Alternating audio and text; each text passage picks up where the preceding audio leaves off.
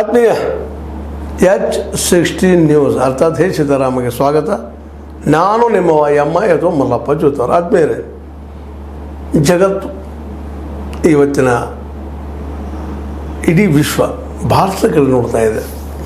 ಇವರು ಯಾವ ಕಡೆ ಅನ್ನುವಂಥದ್ದು ಇವತ್ತು ನಿರ್ಮಾಣ ಆಗಿದೆ. ನಿಧಾನಕ್ಕೆ ಟ್ರಂಪ್ ವಿರೋಧವಾಗಿ ಬೇರೆ ಬೇರೆ ದೇಶಗಳು ಒಗ್ಗಟ್ಟಾಗ್ತಾ ಇದ್ದಾವೆ, ಕೂಡ್ತಾ ಇದ್ದಾವೆ. ಅಮೇರಿಕ ಮಾಡಿದ ವಿಚಾರ, ಅಮೇರಿಕ ಮತ್ತು ರಷ್ಯಾ ಒಂದಾದ್ರೆ ಜಗತ್ತನ್ನು ಆಳಬಹುದು, ನಾವು ಬೆಳಿಬೋದು ಅನ್ನುವಂಥದ್ದು. ಅದಕ್ಕಾಗಿ ಚೈನಾ ಮತ್ತು ಭಾರತವನ್ನು ತೆಕ್ಕೆಯಲ್ಲಿಟ್ಟುಕೊಳ್ಳೋದು, ಚೈನಾವನ್ನು ವಿರೋಧ ಮಾಡೋದು, ರಷ್ಯಾವನ್ನು ತನ್ನದು ಮಾಡ್ಕೊಳ್ಳೋದು, ದೋಸ್ತಿ ಮಾಡ್ಕೊಳ್ಳೋದು, ಇಡೀ ವಿಶ್ವಕ್ಕೆ ಆಳಬಹುದು.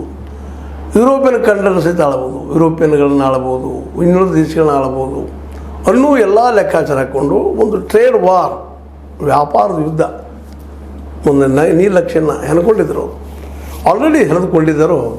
ಯಾಕಂದರೆ ಬಂದೂಕು ಮತ್ತೇನೋ ಶಸ್ತ್ರಾಸ್ತ್ರಗಳು ಮಾಡಿ ಯುದ್ಧ ಮಾಡಿ ಗೆಲ್ಲು ಹಣ ಗಳಿಸುವ ಹಾದಿ ಹಿಡ್ಕೊಂಡು ಒಂದು ಕಡೆ ನಮ್ಮ ರಷ್ಯಾ ಮತ್ತು ಅಮೇರಿಕ ಬಂದಾದರೆ ಇಡೀ ವಿಶ್ವದ ವ್ಯಾಪಾರ ನಮ್ಮ ಕಡೆ ಆಗಿಬಿಡ್ತದೆ. ನಾವು ಜಗದ ಇನ್ನಷ್ಟು ಶ್ರೀಮಂತರಾಗ್ತೀವಿ, ಇನ್ನೂರು ದೇಶಗಳು ನಾವು ಹೇಳಿದಂಗೆ ಕೇಳ್ಕೊಂಡು ಹೋಗ್ತಾ ಇದ್ದಾವೆ.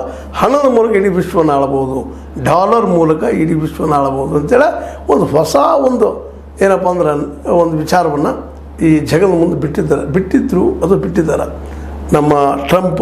ಇದಕ್ಕೆ ಒಪ್ಪದಿದ್ದವ್ರನ್ನ ಆನಂತರ ನೋಡಿದರೆ ಆಯಿತು ಅಂತೇಳಿ. ಅದಕ್ಕಾಗಿ ಅವ್ರಿಗೆ ಒಂದು ಭಯ ಏನಾಗಿತ್ತಪ್ಪ ಅಂದರೆ ಇತ್ತೀಚೆಗೆ ನಿಮಗೆ ಗೊತ್ತಿದೆ ಬ್ರಿಕ್ಸ್ದಿಂದಾಗಿ ಅನೇಕ ದೇಶ ಒಂದು ಕಡೆ ಆಗ್ತಾಯಿದ್ದು.